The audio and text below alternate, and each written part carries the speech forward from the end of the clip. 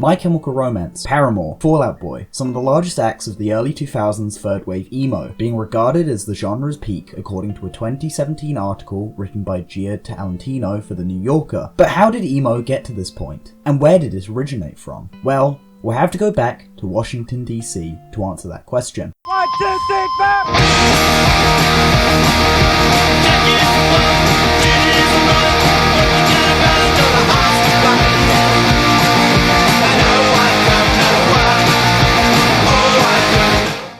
The date is July 27th, 1979, and the Ramones have just played at Louis' Rock City in Falls Church, Virginia, just 20 minutes away from DC. Attending this show are young Ian MacKaye, soon to be of Minor Threat, and Henry Rollins, soon to be of State of Alert. The show played that night would go on to have a long-term impact to many in attendance, and for the future of the DC punk scene. As Henry Rollins stated in an interview with OurRedneckPast.com, "You felt physically pummeled. It was a really full-on experience. I realised I was going to be in this mindset for the rest of my life. I had no idea then what I was doing with my life. I had a minimum wage job, $3.50 an hour, and a really bad apartment with a friend. So the Ramones had a very big impact on me." Fast forward to the early 1980s. It's projection for the presidency. Reagan is our projected winner.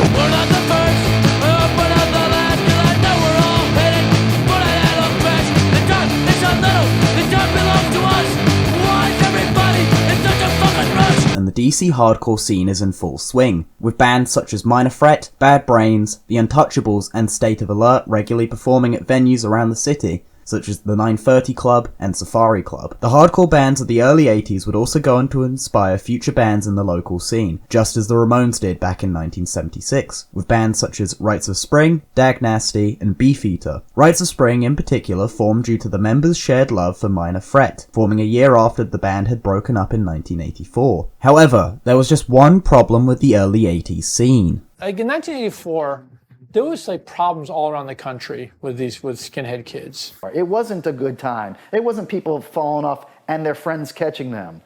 It was a lot of aggro stuff going on. The original scene was slowly becoming corrupted by a violent culture of racism, sexism, homophobia, and political apathy, with fights beginning to break out at shows frequently, causing many fans to stop attending these shows and distance themselves from the DC scene altogether, realizing that the scene wasn't what it once was. However, Amy Pickering, an employee at the independent punk label Discord Records, still saw hope for the future of the DC punk scene. Pickering, like many others, had become dissatisfied with the scene, feeling that it wasn't safe for many fans, especially for women and minorities, as well as feeling that the local scene could do more positive action for the city and the wider world. So she devised a plan to anonymously distribute ransom notes made of newspaper and magazine clippings amongst like-minded punks, who also felt there needed to be a change in the city, encouraging them to pass them on amongst one another and spread the word to abandon the old hardcore scene and start anew.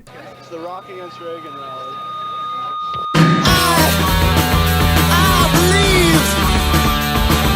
Memory, my mirror, no reflections on me.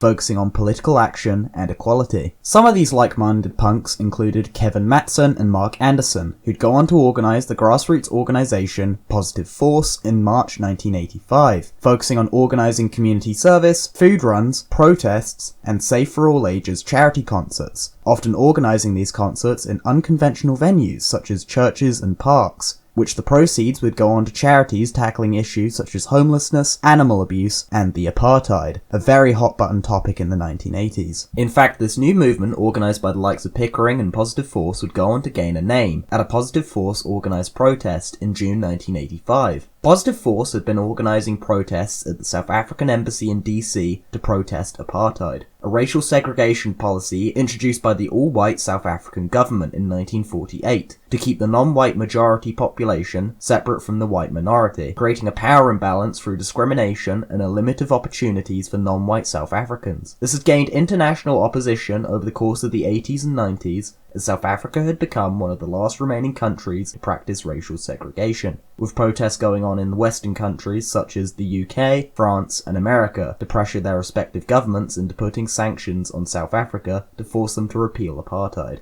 The protests in Washington DC organised by Positive Force would be called punk percussion, where protesters were encouraged to bring instruments and noisemakers to demonstrate as loudly as possible in front of the South African embassy. At one of these protests, a phrase was frequently chanted by the protesters, that being Revolution Summer. The phrase would go on to be the name given to this new punk renaissance in DC, as punks within this new scene had become more politically aware and had been making a positive impact in the local community, also encouraging discussion of various topics such as feminism, environmental care, and complete sobriety, a subject already discussed in many other punk scenes thanks to the straight edge movement. Amongst these new discussions would also come a growing change in subject matter amongst bands in the new scene. Bands such as Rites of Spring, Embrace, Dag Nasty, and Beefeater would begin writing about emotional vulnerability, depression, suicide, self-harm, and failed relationships.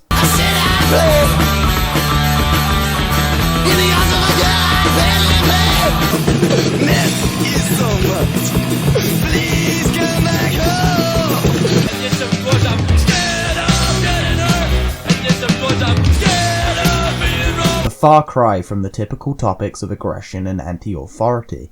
More than likely being due to the fact that many bands in the scene, such as the members of Grey Matter, were of high school age, and typically from middle-class backgrounds, due to the main source of work in the city being in the American government. This new change in subject matter would be acknowledged in an article in Thrasher magazine, written by former Minor Threat, now Dag Nasty member, Brian Baker, in January 1986, stating, "There's a new form of performance occurring in Washington DC. It goes by emo-core or emotional core. Bands like Embrace, Rites of Spring, Beefeater among others are taking the severe intensity of an emotional projection and adding it totally into their respective live sets. Crowds are said to be left in tears from the intensity." Many felt oppositional to the article written, especially Ian MacKaye, now of Embrace, who would openly criticise it, arguing that emo-core must be the stupidest fucking thing I've ever heard in my entire life.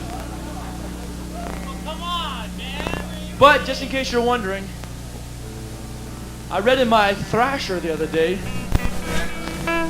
that in fact, what my band, along with other bands in the city, was playing was emo-core.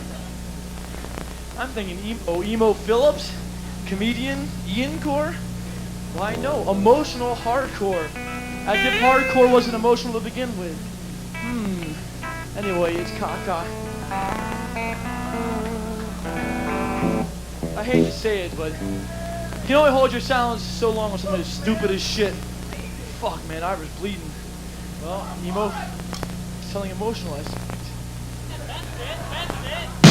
1986 would also mark the end of Revolution Summer, with many of the major bands such as Rites of Spring and Embrace breaking up that year. However, the impact of Revolution Summer would still be felt despite this. Bands in the American Midwest such as Cap and Jazz would create their own local scenes inspired by Revolution Summer,